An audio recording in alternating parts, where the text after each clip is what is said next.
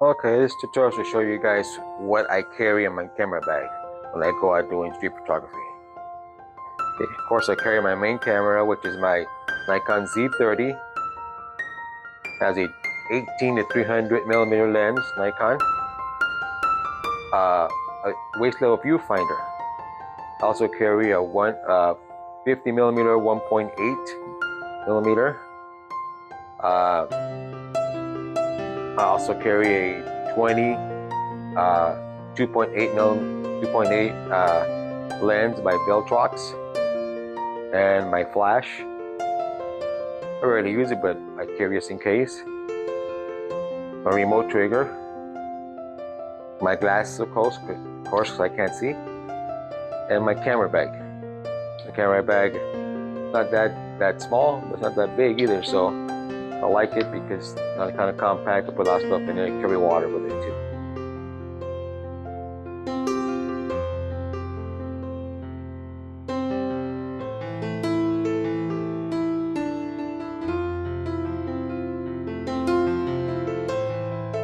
Now, people ask me how much does my stuff cost? Well, $6.99 for the camera with a kit lens.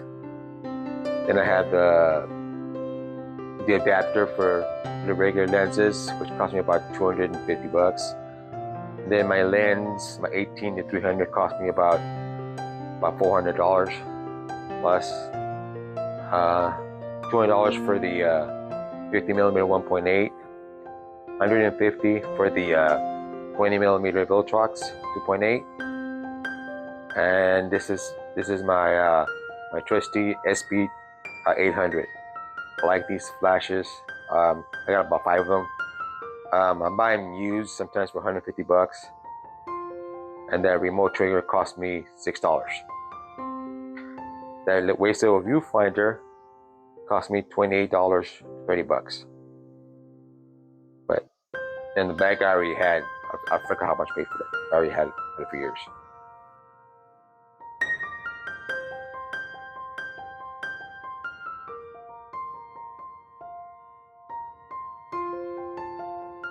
Okay, this is basically how I use my gear.